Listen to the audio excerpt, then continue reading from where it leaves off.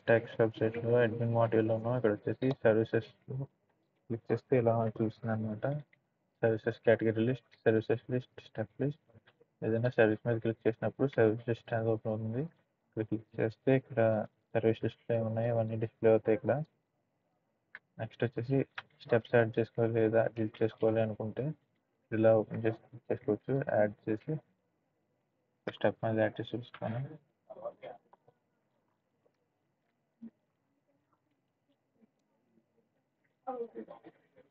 Okay, ఇలా role ఎంప్లాయ్కి లేదా ఏదైనా పర్టికులర్ రోల్కి ఫ్రంట్ డెస్క్ చేసుకుంటే మాత్రమే ఈ ఫ్రంట్ డెస్క్ స్టెప్ అనేది ఎనేబుల్ అవుతుంది, లేదా ఎనేబుల్ అవ్వదు. ఇక్కడ చూడవచ్చు. ఈ ట్యాబ్ అనేది సెలెక్ట్ రోల్ పెట్టి ఫ్రంట్ డెస్క్ పీపుల్ని యాడ్ చేసినప్పుడు ఇక్కడ సెలెక్ట్ చేసినప్పుడు మాత్రమే ఎంప్లాయ్స్లో స్టెప్ అనేది సెలెక్ట్ అవుతుంది, లేదంటే డిసేబుల్ స్టేట్లో ఉంటుంది. నెక్స్ట్ ఇక్కడ వెబ్సైట్ లింక్ ఎంటర్ చేసుకోవచ్చు. నెక్స్ట్ ఇక్కడ హెల్ప్ టాపిక్. నెక్స్ట్ ఇక్కడ సర్వీస్ సెలెక్ట్ చేసుకున్నాక వాట్సాప్ ఆప్షన్ మీద క్లిక్ చేసుకుంటే ఈ సర్వీస్ ఎక్కడైనా యూజ్ చేసినప్పుడు వాట్సాప్ రిడక్షన్ అవుతుంది. అండ్ ఈ స్టెప్ని రిమూవ్ చేయాలనుకుంటే డిలీట్ బటన్ మీద క్లిక్ చేస్తే డిలీట్ అవుతుంది.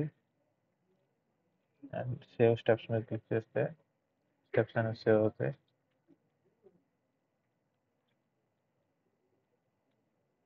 ఓకే, ఈ పేజ్కి రీడైరెక్ట్ అవుతుంది. నెక్స్ట్ ఇక్కడ వ్యూ బటన్ మీద క్లిక్ చేస్తే ఈ సర్వీస్లో ఎన్ని సబ్ సర్వీసెస్ ఉన్నాయి, యాక్టివ్ స్టేట్లో ఉన్నాయి, ఇన్యాక్టివ్ స్టేట్లో ఉన్నాయి, ఇవన్నీ వస్తాయి. మనం ఇక్కడ ఎడిట్ బటన్ మీద క్లిక్ చేసి యాక్టివ్ స్టేట్లో పెట్టుకుంటే ఇవి ఎక్కడైతే రిఫ్లెక్ట్ అవుతాయి అక్కడ రిఫ్లెక్ట్ అవ్వవు, ఓన్లీ యాక్టివ్ స్టేట్లో రిఫ్లెక్ట్ అవుతాయి.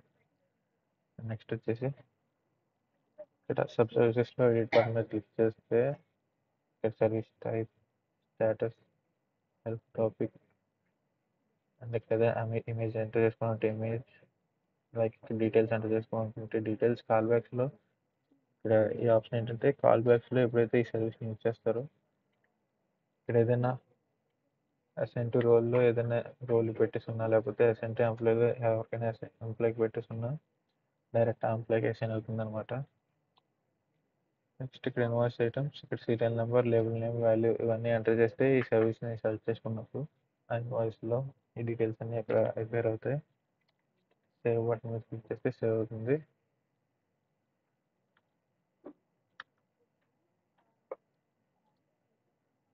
ఓకే, చాలా స్టెప్స్ చూపిస్తాయి. ఓకే,